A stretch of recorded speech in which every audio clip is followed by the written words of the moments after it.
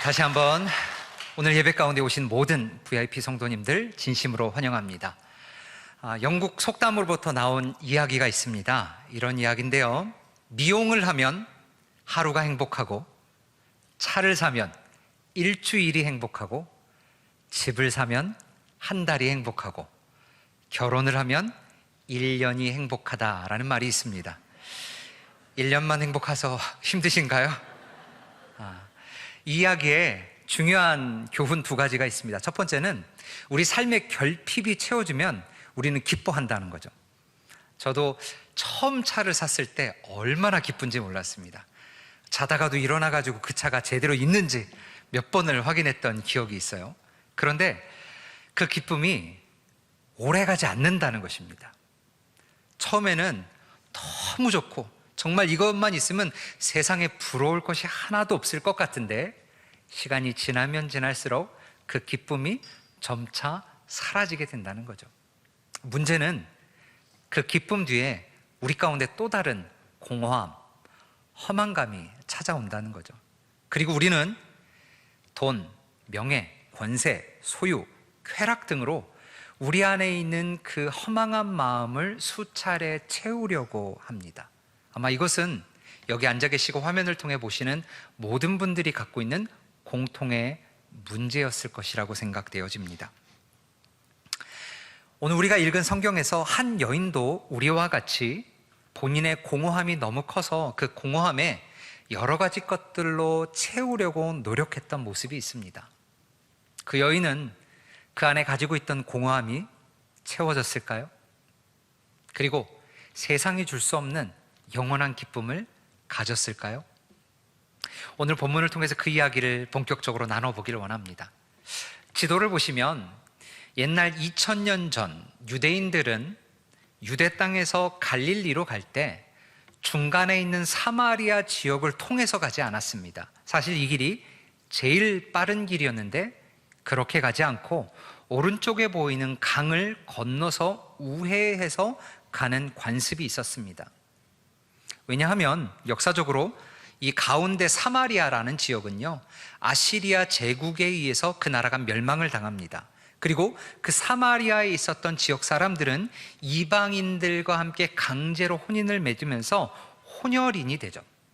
그렇기 때문에 사마리아 지역을 제외한 갈릴리아 유대 사람들은 사마리아 지역에 있는 사람들이 선민족속으로서의 정체성을 잃어버렸다고 생각을 하고 그들을 짐승만도 못한 사람을 취급하게 되었습니다. 그렇기 때문에 가장 빠른 길인 사마리아를 통과해서 갈릴리로 갈 수 있음에도 불구하고 그들은 사마리아를 거쳐가지 않고 우회해서 가곤 했습니다. 그런데 오늘 본문 4절은 이렇게 얘기합니다. 사마리아를 통과하여야 하겠는지라. 여러분, 예수님도 유대인입니다. 그렇기 때문에 사실 그곳에 갔을 때 목숨의 위협을 느낄 수도 있고 본인도 그곳 가는 것 별로 원치 않았을 것입니다. 그런데 4절을 보면 예수님의 의도가 들어가 있어요. 반드시 그곳에 가셔야겠다라는 것이죠. 이유와 목적이 있었습니다. 저희가 차차 말씀을 통해서 알 수 있듯이 그것은 다름 아닌 한 여인을 만나기 위해서 예수님께서 그 사마리아 지역을 가신 것입니다. 예수님께서 사마리아 지역 수가성이라는 도시의 우물가 곁에 앉으셔서 쉬고 계실 때 한 여인이 유대 시각으로 6시에 물길로 나오게 됩니다. 유대 시각과 한국 시간은 조금 차이가 있는데요, 한국 시간으로 요새 시간으로 바꾸면 6시간을 더하면 됩니다. 그러니까 그 유대 시각은 정오였다는 뜻이죠. 여러분, 이스라엘은 사막지대이기 때문에 정오가 되면 뜨거운 햇빛이 쬐기 때문에 일반인들도 정오에는 잘 돌아다니지 않습니다. 그런데 무거운 물 항아리를 이고 굳이 그 정오에 땀을 흘리며 그곳에 나와서 물을 길른 이유가 왜일까요?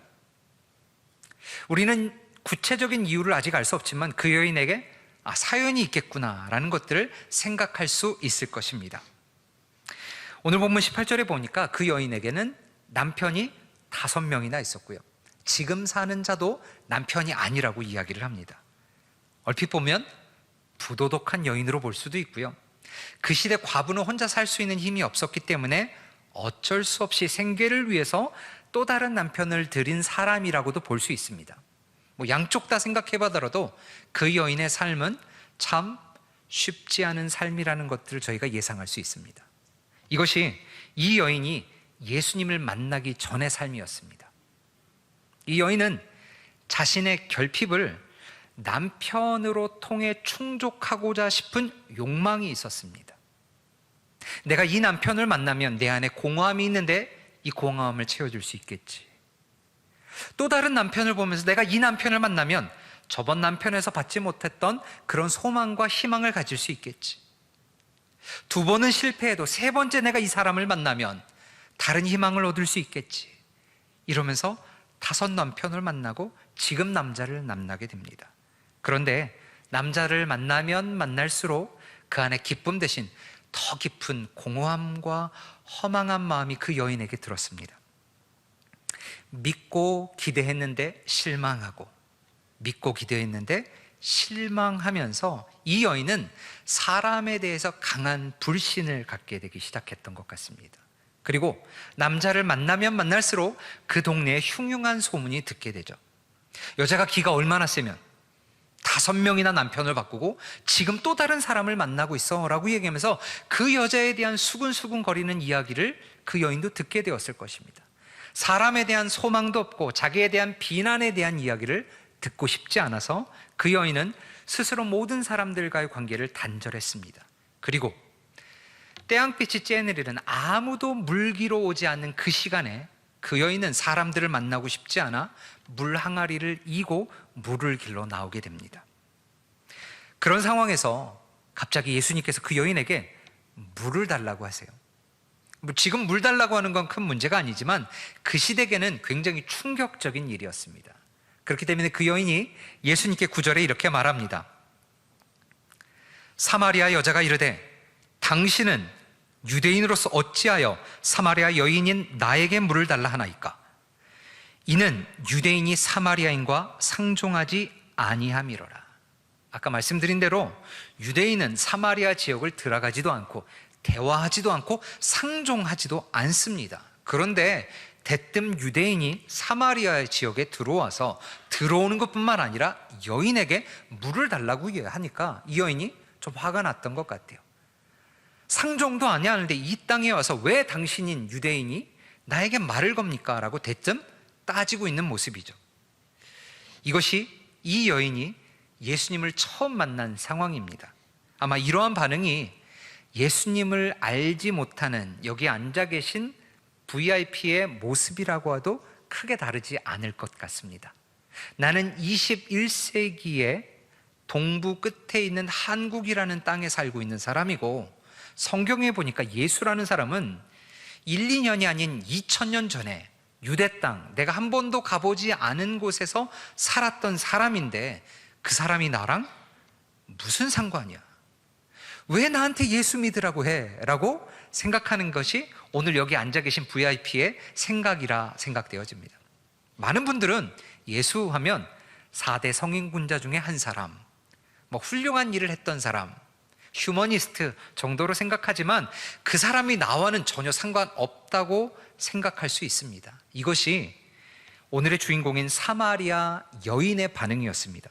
그런데 이 여인이 예수님과 이야기하면서 예수님의 생각이 조금씩 바뀌게 됩니다. 11절 말씀입니다. 여인이 예수께 말했습니다. 선생님께서는 두레박도 없고 이 우물은 깊은데 선생님께서는 어디에서 생수를 구한단 말입니까? 자, 처음에 이 여인이 예수님을 바라볼 때는 나와 아무도 상관없는 한 유대인 남자라고 봤는데 이야기가 지속되면서 어느 단계로 발전하냐면 나에게 무엇을 줄 수 있는 분으로 발전하게 됩니다. 근데 그게 아직 무엇인지는 몰라요. 물론 14절에 영생하도록 솟아나는 샘물을 예수님이 주시겠다고 이야기하지만 이 여인은 영생하도록 솟아나는 샘물이 아직 무엇인지 감이 없고 무슨 말인지 모르고 있습니다. 근데 여러분, 예수님이 참 재밌게 대화하세요. 뭐라고 얘기하시냐면, 내가 너에게 물을 달라고 요청했지만 물을 달라고 한 내가 누구인지 너가 알았다면 내가 너에게 물을 달라고 할 것이 아니라 내가 나에게 물을 달라고 할 것이고, 내가 요청하면 나는 너에게 솟아나는 영원히 목마르지 않는 샘물을 줄 것이다 라고 이야기를 합니다. 자, 이런 이야기를 하면서 15절에 예수님에 대한 생각이 조금씩 바뀌어요. 그러면서 15절에 뭐라 그러냐면, 그러면 그 목마르지 않는 샘물, 다시는 나도 물 길러 오기 힘드니까 그 물을 나에게 주세요 라고 이야기를 합니다. 긍정적인 발견이죠. 아무 상관없는 한 유대인 남자에서 나에게 무엇을 줄 수 있는 분으로 예수님에 대한 생각이 조금씩 바뀌었습니다. 자, 여인이 물을 달라고 했기 때문에 예수님은 물을 주면 끝납니다. 그런데 예수님은 아주 뜻밖의 이야기를 하세요. 16절입니다. 이르시되 가서 내 남편을 불러오라. 자, 느닷없는 요구죠. 물 달라고 했고 물을 주면 되는데 예수님께서 가끔 이렇게 생뚱맞게 얘기하십니다. 물 달라고 하면 주우면 되는데 갑자기 누구를 데려오래요? 남편을 데려오라고 이야기합니다. 근데 여인이 자기가 남편이 없는 사람이라고 이야기를 해요. 그러자 18절에 이렇게 얘기합니다. 너에게 남편 5이 있었고 지금 있는 자도 내 남편이 아니니 내 말이 참되도다. 여인이 깜짝 놀랐습니다. 난생 처음 보는 남자인데 그 처음 보는 남자가 자기의 치부를 알고 있어요. 남편이 5이 있었고 지금 살고 있는 사람도 남편이 아닌 남자가 있다는 것을 알아맞힙니다. 그래서 깜짝 놀라면서 이 여인이 19절에 이렇게 얘기합니다. 여인이 예수께 말했습니다.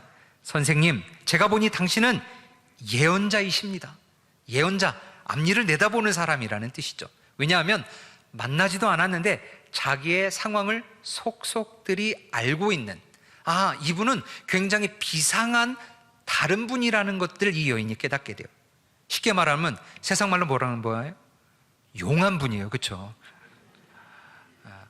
말하지도 않는데 쪽집게같이 말하면서 이 사람 굉장히 특별한 분이다 라고 하는 생각을 갖게 되는 것이죠.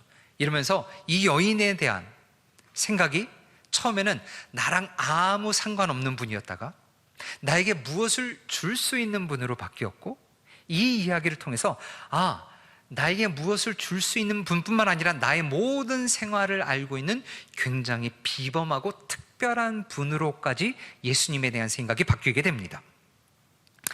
예수님에 대한 생각이 점차 바뀌면서 이 여인에게 있어서 한 가지 질문이 생겨요. 그것은 예배에 대한 질문이었습니다. 왜냐하면 사마리아 사람들도 사실 선민족이었잖아요. 그런데 그들은 예루살렘에 가지 못하고 사마리아에 있는 지역에서 예배를 드리는데 유대인들은 뭐라고 얘기하냐면 거기서 드리는 예배는 진짜가 아니라는 거예요. 유대 땅 예루살렘에 와서 예배 드려야지만 그것이 진짜 예배라는 것입니다. 그러면서 이 여인이 이렇게 얘기합니다. 우리들은 사마리아에서 예배 드리는 것이 참된 예배라고 생각하는데 유대인들은 예루살렘에서 예배 드리는 것이 참되다고 생각하는데 비범한 분이요, 어디에서 예배 드리는 것이 참되고 옳은 것입니까? 이 여인은 장소에 대한 의견을 예수님께 여쭤봅니다. 근데 아까 말씀드린 대로 우리 예수님은 가끔 이렇게 전혀 다른 이야기를 하세요. 장소에 대해서 이야기하셨는데 예수님은 장소에 대한 이야기를 하시는 게 아니라 때, 시간에 대해서 이야기하십니다. 그러면서 지금이 그때라고 이야기를 하시는 거예요. 그때에 대해 얘기하시면서 하나님이 하나밖에 없는 독생자 아들 예수 그리스도를 이 땅에 보내주셨고 그분을 지금 예배하면 하나님과 인간 사이에 막힌 담을 허물어 버리시고 그분이 우리를 만나 주시는데 그때가 지금이며 지금 영과 진리로 예배할 때가 바로 이때라고 이야기를 하십니다. 이 산도 아니고 저 산도 아니고 이 민족도 아니고 저 민족도 아니고 영과 진리로 나아가면 하나님이 만나 주시겠다라는 이 이야기를 들으면서 이 여인은 예수님에 대해서 궁금증이 더 증폭되어집니다. 그러면서 우리 조상들이 그토록 기대했던 메시아가 혹 이분이 아닐까라는 기대를 하게 됩니다. 그러면서 예배에 대한 논증을 서로 하면서 이 여인이 이야기를 이렇게 마쳐요. 우리 잘 모르잖아요. 그런데 메시아가 오시면 해답을 주시겠죠? 라고 이야기를 하고 여인이 그 대답을 마칩니다. 그 모든 대화가 종식되어 난 후에 예수님께서 갑자기 26절에 이렇게 얘기하십니다. 지금 내가 말하고 있는 내가 바로 메시아이다. 이 여인은 깜짝 놀랐을 거예요. 혹시 이분이 메시아가 아닐까라고 생각하고 질문을 그냥 던졌는데 바로 예수님이 네가 말한 사람이 바로 나야, 메시아라고 이야기를 합니다. 오늘 교회 처음 나오신 분들은 메시아라고 하면 공연 정도로 생각하는데 메시아의 뜻은요, 기름 부음 받은 자입니다. 근데 성경에 기름 부음 받은 자는 세 종류의 사람이 있었습니다. 선지자, 제사장, 왕이었어요. 그런데 시간이 흐르면서 이스라엘 역사를 보니까 하나님의 기름 부음을 받음으로 이스라엘 백성들을 제일 많이 섬겨야 될 이 세 종류의 사람이 결국은 이스라엘 백성들을 제일 고통스럽게 하고 제일 힘들게 한다라는 결론에 이르렀다는 거죠. 그래서 이스라엘 백성들은요, 하나님이 직접 기름 부어주신 제사장과 선지자와 왕 같은 분을 우리가 기다립니다 라고 이야기를 하죠. 하나님께서 그분을 보내주신다라고 얘기하고, 그분이 누구예요? 메시아라고 이야기합니다. 그런데 그 백성들이 수백 년 그렇게 기다렸던 분이 지금 누구라는 거예요? 이 여인 앞에 있는 분이라고 이야기를 하는 것이죠. 이 여인은 선택해야 됩니다. 정말 이분이 그들이 그토록 기다렸던 메시아임을 믿고 따를 것인지, 아니면 그냥 헛소리하는 한 정신 나간 사람으로 대처하고 이 사람을 내칠 것인지. 그런데 이 여인은요, 그걸 어떻게 믿어요? 라고 이야기하지 않습니다. 이 여인이 질문하죠. 메시아가 당신이십니까? 라고 얘기할 때 예수님이 나다, 내가 봐도 그다 라고 이야기를 할 때 이 여인의 삶은 180도 바뀌게 됩니다. 마치 빛을 발견한 것처럼 물을 길르러 우물가에 왔던 여인이 물동이를 버리고 사람들에게 쫓아가기 시작해요. 여러분, 이 여인에게 굉장한 놀라운 발견이 있는데, 그것은 무엇이냐면 이 여인이 우물가에 왜 왔을까요? 물 기르러 왔어요. 가장 중요한 일이죠. 그런데 예수님을 만나고 그의 삶의 기쁨이 회복되니까 가장 중요하게 생각했던 물 깃는 일을 버려두고 물동이를 버립니다. 그리고 누구에게로 가요? 사람들에게 쫓아갑니다. 여러분, 이 여인이 정오에 왜 물 길러 왔어요?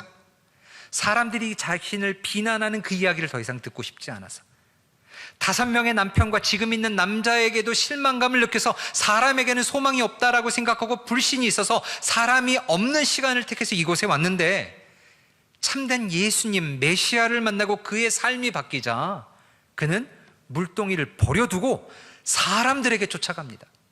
자기를 비난하고 자기를 신랄하게 욕했던 그 사람들에게 자기와 만난 예수님, 기쁨을 이기지 못하고 그 예수님을 전하기 위해서 동네로 뛰어들어가는 모습을 보게 됩니다. 그리고 이렇게 얘기합니다. 29절, 와서 내 과거를 모두 말해준 사람을 보십시오. 이분이 그리스도가 아니겠습니까? 여인에게 있어서 남편이 5명이 있었고 지금도 있는 남자가 남편이 아니라는 것들은 사실 누구에게도 말하고 싶지 않은 이 여인의 치부였습니다. 그런데 예수님께서 그 사건을 말해주자 이분을 메시아로 영접하고 주님을 전하는 자의 삶으로 이 여인은 바뀌게 됩니다. 여인은 이 모든 일이 우연이라고 생각했을 거예요. 그런데 성경을 보면 우연이 아닙니다. 왜냐하면 4절 말씀처럼 예수님께서 의도적으로 사마리아를 지나가시겠다라고 말했기 때문입니다. 그리고 그 안에서 놀라운 구원의 역사가 일어났습니다. 사마리아 여인에게는 우연이었지만 하나님에게는 필연이었습니다. 피곤하고 반복된 일상 삶 가운데 어찌 보면 우연으로 이 자리에 앉아 계신 분들이 대부분의 VIP일 것입니다. 어쩌다가 한 번 왔을 수 있지만, 여러분에게는 우연일 수 있겠지만 하나님은 태초부터 지금 이 시간을 계획해 두셨습니다. 사마리아의 여인에게, 그 여인 한 명을 위해서 아무도 가지 않는 그 땅을 가신 것처럼 하나님은 오늘 이 시간들을 통해서 필연적으로 여러분을 만나기 위해서 이곳에 오셨습니다. 이 여인을 바꾼 대단한 역사, 예수님을 만난 사건인데요. 이 시간이 얼마나 됐을까요? 요한복음 4장에 이 이야기가 있는데요. 성경을 읽고 반복하고 그 안에 여러 가지 이야기를 하더라도 30분이 채 안 되는 시간입니다. 지금 제가 이야기하고 있는 시간과 별반 차이가 없죠. 근데 이 시간에서 이 여인은 나랑 아무도 상관없는 한 남자여서 그 안에서 나에게 무엇을 줄 수 있는 어떤 분, 그리고 나의 과거를 다 알고 있는 비상한 분을 거쳐서 그분을 메시아로 영접하게 됩니다. 오늘 이 여인이 예수님을 개인의 그리스도로 영접하였다면 우리에게도 그 역사가 충분히 일어날 수 있습니다. 그러나 이 위대한 일은 그냥 일어나지 않습니다. 회개해야 합니다. 처음 오신 분들에는 회개라는 말이 굉장히 어려울 수 있는데요. 한자어로 회개란 돌이킬 회, 고칠 개입니다. 무슨 말이냐면 지금 내가 이대로 살고 있는 것이 괜찮지 않다라는 것을 인정한다는 거예요. 나만을 위해서 그 공허한 것에 쾌락과 욕망과 권세와 돈과 관계와 소유를 통해서 여러 가지 것들을 나만을 위해서 살았지만 그것이 괜찮지 않다라는 것, 그리고 그것이 하나님의 뜻에 벗어난 삶이라는 것들을 인정하는 것입니다. 인정하는 것에서 거치는 것이 아니라 돌이키는 것입니다. 아, 내가 이것이 잘못되었구나. 돌이켜서 고치는 것입니다. 내가 한쪽 방향으로 가고 있었다면 이것이 죽음으로 이르는 길이기 때문에 방향을 바꿔서 그리스도를 향해 돌이켜 그리스도를 향해 한 걸음 한 걸음 나아가는 것을 회개라고 합니다. 눈물 흘리고 잘못했다고 인정하는 것으로 그치는 것이 아니라 그리스도께 나아가는 것을 회개라고 이야기합니다. 우리 삶에 회개 없이 예수님을 결코 만날 수 없습니다. 우리의 죄를 회개해야만 예수님이 보입니다. 만약 이 사마리아 여인에게 예수님이 내게 남편 5이 있었고 지금 있는 남자도 나의 남편이 아니다라고 이야기를 할 때 당신이 뭔데 나의 치부를 끌어들이냐고, 당신과 더 이상 이야기하고 싶지 않다고 자신의 죄가 드러났을 때 그 자리를 박차고 나갔다면 그 여인은 메시아를 만날 기회를 잃어버렸을 것입니다. 동일하게 교회 오고 하나님 말씀 듣다 보면 우리 안에 죄가 보일 거예요. 내 안에 탐욕, 아무에게도 보여주지 않은 이 시커멓고 더러운 영역들이 보일 거예요. 그럴 때 여러분 어떻게 하시겠습니까? 성경은 그것이 보이는 것이 은혜라고 이야기하고 이것을 도저히 내가 혼자 해결할 수 없기 때문에 이 문제를 사마리아 여인처럼 하나님 예수님께 다가갈 때 하나님은 우리 가운데 이 여인에게 주셨던 마르지 않는 샘물을 동일하게 우리 가운데도 주신다라고 약속하고 계십니다. 어떻게 할 수 있을까요? 누가복음 19장 10절, 예수님이 이 땅에 오신 목적이 이거라고 얘기합니다. 인자가 온 것은 잃어버린 자를 찾아 구원하려 함이라. 여러분, 예수님이 이 땅에 오신 목적은요, 잘나고 잘 먹고 교육받고 깔끔하게 생긴 사람들을 위해서 오신 것이 아니라 병자를 위해서 오셨대요. 내 안에 공허함이 있고 이 공허한 문제를 해결할 수 없어서 어디 가야지 내가 이 소망을 찾을 수 있을지 사마리아 여인처럼 이곳에서 희망을 걸어보고 저곳에서도 희망을 걸어보고 여기서도 찾아봤는데 도저히 그 안에 희망이 없어서 좌절한 우리 같은 사람들을 위해, 잃어버린 자들을 위해 이곳에 오셨다라고 이야기를 하고 있습니다. 오셨을 뿐만 아니라 로마서 6장 23절은 이렇게 얘기합니다. 죄의 삭은 사망이요 하나님의 은사는 그리스도 예수 우리 주 안에 있는 영생이니라. 그냥 그대로 있으면 사망과 죄로 말미암아 죽을 수밖에 없는 영혼인데 사마리아 여인처럼 예수님을 영접하고 만나기만 하면 우리 가운데 영원한 생명, 하나님의 선물을 우리 가운데 주시기 위해 지금 이 자리에서 기다리고 계신다라고 성경은 말씀하고 있습니다. 여인은 예수님을 개인의 구세주로 메시아로 영접하였습니다. 그러므로 말미암아 자기 안에 치부, 열등감, 사람들이 잘못 보는 비판의 여러 가지 목소리, 그리고 사람들 때문에 그 허망함 가운데 아무리 노력해도 태워지지 않는 그 속마음이 예수님을 말미암아 180도 바뀌게 돼요. 그리고 그 모든 문제를 단번에 해결합니다. 사람들을 찾아가요. 그 안에 충만한 기쁨을 전하기 시작합니다. 여인의 삶은 예수님을 만나기 전과 후로 180도 바뀌게 됩니다. 저는 여기 계신 모든 한 분 한 분들이 이 기쁨을 체험함으로 여러분의 삶의 의미와 목적이 회복되어지길 간절히 소망합니다. 프랑스의 수학자이자 유명한 물리학자였던 파스칼이라는 사람이 있습니다. 그 사람이 그의 저서 팡세라는 책에서 이런 말을 합니다. 모든 사람에게는 오직 하나님만이 채울 수 있는 하나님이 만드신 공간이 있다. 우리 안에 하나님만이 채우실 수 있는 공간이 있다는 거예요. 그런데 그 공간에 우리는 여태까지 권세, 돈, 명예, 쾌락, 소유욕, 여러 가지 것들로 이것을 채워서 우리의 공허한 마음들을 채워보려고 했습니다. 잠시의 기쁨은 있을 수 있어요. 근데 여러분이 경험해 보셔서 아시다시피 하나님만이 채울 수 있는 자리에 다른 어떤 것을 집어넣더라도 우리는 그 안에서 참된 만족과 기쁨을 얻을 수 없습니다. 그러나 길이 있다라고 얘기해요. 예수님을 만나면 회개하고 주님을 우리의 구세주로 영접하기만 하면 그분은 그 공허한 자리에 주님이 좌정하시고 우리를 만져주시고 우리 가운데 세상이 감당할 수 없는 질적인 차원이 다른 기쁨과 평안함, 그것뿐만 아니라 영원한 생명을 약속해 주시겠다라고 이야기를 하고 있습니다. 우리 그 예수님, 우리 VIP분들 만나길 원하십니까?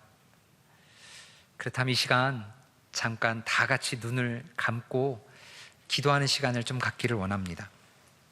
모든 분들이요, 눈을 다 감으시면 좋겠습니다.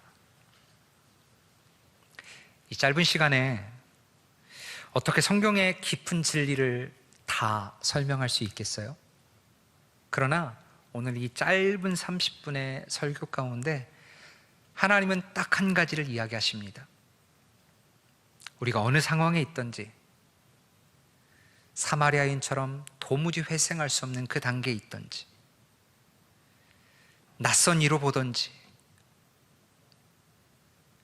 특별히 무엇을 줄 수 있는 본으로 뵀는지 비범한 본으로 보든지 그거와 상관없이 우리가 예수님께 나와서 회개하고 주님께 도움을 요청하면 그분은 우리에게 세상이 감당하지 못할 영원한 샘물, 영생을 선물로 주시겠다라고 이야기를 합니다. 이 말씀을 듣고 하나님이 나를 이 자리에 부르셨고 나를 사랑하시고 나에게 영생 주시기를 간절히 원한다는 사실을 제가 믿고 싶습니다 라고 하시는 분들은요, 다 눈 감으신 가운데 여러분의 오른손을 왼쪽 심장에 있는 곳에 가만히 올려주시면 제가 볼 수 있을 것 같습니다. 감사합니다. 다 눈을 감으시고요. 부끄러운 일이 결코 아닙니다. 내가 이 진리를 좀 더 알기 원합니다. 하나님 만나 내가 이전의 삶이 아닌 새로운 삶을 살고 싶습니다. 영생 얻기 원합니다. 목사님, 나를 위해서 기도해 주세요 라고 하시는 분들은요, 여러분의 오른손을 왼쪽 가슴에 올려주시면 좋겠습니다. 네, 감사합니다. 감사합니다. 많은 분들이 올려주셨어요. 감사합니다. 오늘 가슴에 얹으신 분들 그리고 성도님들이 이분들을 돕는 의미로 같이 제가 하는 기도를 따라해 주시면 좋겠습니다. 하나님 아버지, 저를 불러주셔서 감사합니다. 다른 것은 몰라도 하나님이 나를 사랑하심을 믿습니다. 예수님이 내 허물을 대신하여 형벌 받으심을 믿습니다. 제가 하나님께 가기 원합니다. 저를 받아 주시옵소서. 예수님의 이름으로 기도합니다. 아멘. 우리가 이 시간 맨 마지막 찬양, 예수 믿지 않는 분들에게도 유명한 찬양이죠. Amazing Grace, 나 같은 죄인 살리신, 이 찬양을 같이 부를 텐데요, 부르기 전에 여러분들에게 딱 한 가지만 부탁드리길 원합니다. 여러분, VIP를 모시고 온 분들에게 아마 이런 종이를 다 받으셨으리라고 생각되어지요. 그리고 밑에 정보를 다 쓰셨으리라고 생각되어집니다. 여러분, 매주 교회에 나오시지 않아도 됩니다. 저기가 여러분들을 괴롭히기 위해서 이 자리를 만든 것이 아닙니다. 내가 예수님을 좀 더 알기 원합니다. 그런 분들은요, 여기 표시에 예라고 표시해 주시면 좋을 것 같아요. 여러분들에게 이상한 것을 드리는 것이 아니라 여러분이 예수님을 조금 더 잘 알아갈 수 있도록, 이 여인처럼 아무 상관없는 자에서 나에게 무엇을 줄 수 있는 분, 비범한 분이 아니라 나의 삶을 바뀌고 내 삶의 영원한 기쁨과 영원한 생명을 주시는 그분이 누구인지를 내가 좀 알아가길 원합니다 라는 분들은요, 여기 예라고 표시해 주시고 양옆으로 전달해 주시면 좋을 것 같습니다. 저희가 이 찬양할 때 고민하시고 체크해 주시고 전달해 주시면 좋겠습니다.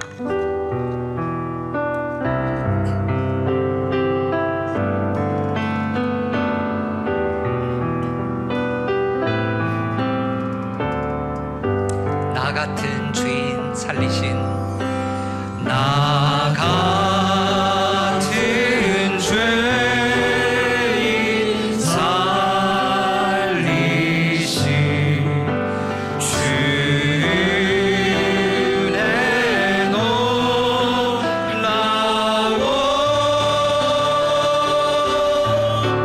이뤘던 생명 찾았고 망명을 얻었네. 큰 죄악에서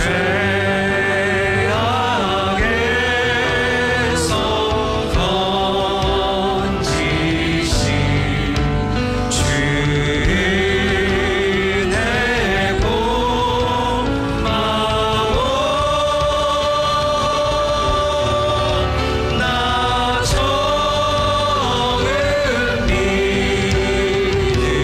그 시간 귀하고 귀하다. 이제껏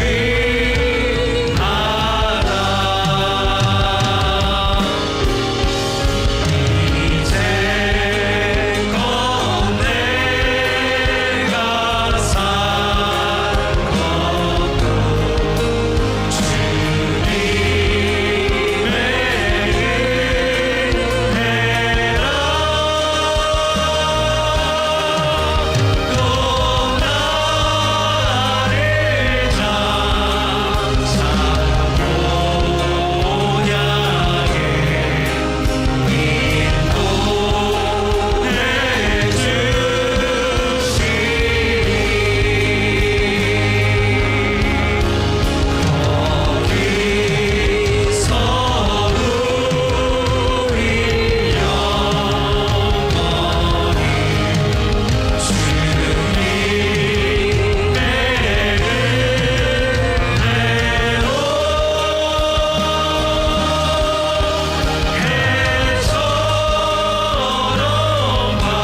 은혜로 해처럼 밝게 살면서 주 찬양하리라.